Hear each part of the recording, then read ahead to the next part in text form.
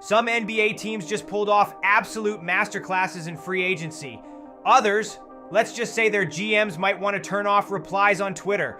With millions on the line and championship windows wide open or slamming shut, these signings either set teams up for glory or expose some brutal front office decision making.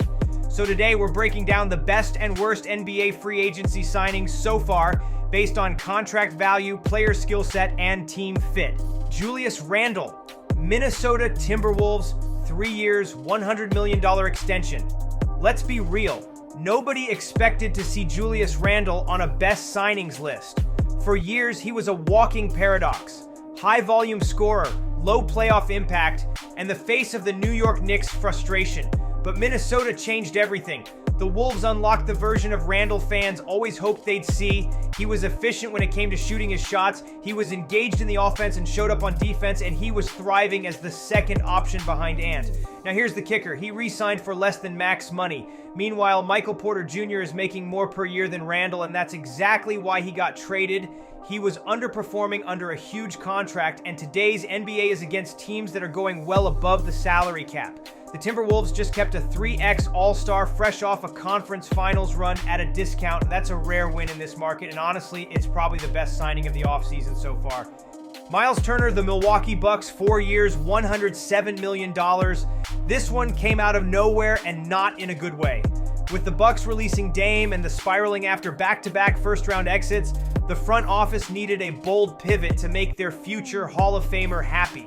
Their solution, Myles Turner. Sure, he blocks shots, can shoot the ball, and is a good player. But let's talk real impact in the Pacers' playoff run. The team's defensive rating actually improved with Turner sitting down on the bench. Like I said, he is nowhere near a bad player, and Turner is definitely an improvement to the ridiculous Bucks roster, but he is nowhere near superstar status. This deal feels like the Bucks are in denial. Milwaukee is clinging to a crumbling core, hoping this one move delays the inevitable. But Giannis isn't waiting forever, and if he walks in the next couple years, then this is an absolute mess. The Bucks releasing Dame's contract, and now they're paying him $20 million a year until 2030, and now paying Turner $20 million per year as well.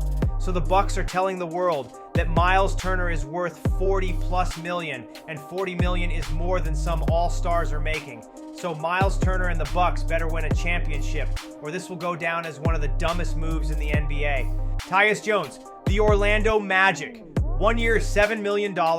Meanwhile, the Magic made one of the smartest moves of the offseason and barely spent anything. Orlando was a defensive monster last year, but on offense, yikes. Half-court execution looked like 5 guys trying to solve a Rubik's Cube blindfolded. Tyus Jones is the antidote. He's not flashy, but he's smart, unselfish, and shoots 41% from 3. Pair that with Desmond Bane, and the Magic suddenly look like a real threat in the East. And let's not forget that the East is really open to make the finals. There's not a clear-cut couple teams that can make the finals. It's anyone's game, and the Magic just made a smart move. It's a 1-year deal, which means it's a low-risk player and a low-risk contract, because if it doesn't work, then he's out the door next year. Also, it's a high IQ move knowing the Magic's team state. I'm really expecting a big payoff. D'Angelo Russell, Dallas Mavericks, 2 years, $13 million. On the surface, this seems harmless, but context matters. D'Angelo just had the worst season of his career, a hollow 12 points per game on 39% shooting, followed by a disastrous second coming in Brooklyn where he couldn't hit water from a boat. But the biggest red flag is his defense, or rather, his complete lack of it. This is the same Dallas front office that's been preaching defense wins championships and trade Luka to the Lakers, which is still one of the worst trades that's happened in NBA history. But with Kyrie's injury, the Mavs are out of a point guard. So naturally, they replace him with one of the league's worst defenders. If this was Nico Harrison's idea of making a title contender, then this is adding to his crazy basketball mind. But I will say that this could possibly be D'Lo redemption season, where the media is not on his neck and he can really focus on just playing basketball. Ty Jerome, the Memphis Grizzlies, 3 years, $28 million. Now let's talk about a steal, not just in price, but in fit. Ty Jerome exploded in Cleveland last season as their 6th man, shooting 52% from the field and 44% from deep. He didn't just get hot when they needed him, he got really reliable. The Grizzlies need some serious bench production and backcourt stability, especially after trading Desmond Bane. Jerome checks all the boxes that Memphis is missing.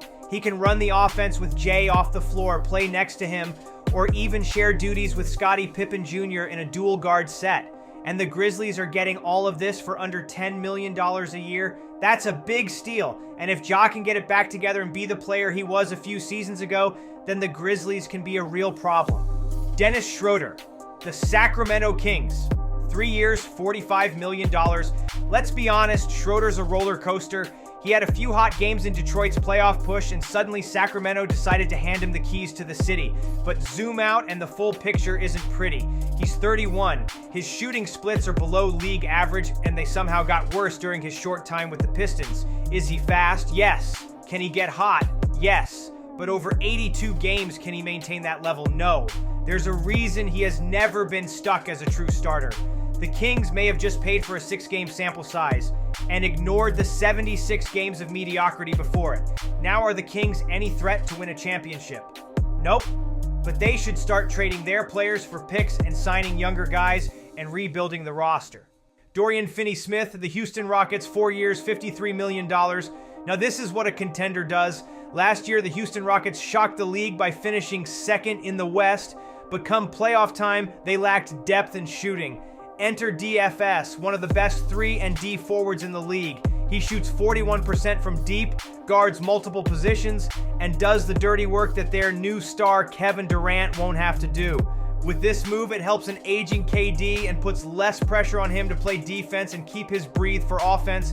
Stealing Finney-Smith from the Lakers was a power move, plain and simple. If the Rockets really are going all in on the Larry O'Brien trophy, this was the exact kind of signing they needed, and I'm very excited to see what they will bring to the NBA. Like Philly, Houston has 2 different timelines where they have a mix of old guys and young guys that are looking to be the stars of the team.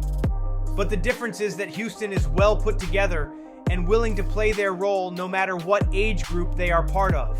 Deandre Ayton, the Los Angeles Lakers, 2 years, $17 million. This is one that I'm on the fence about.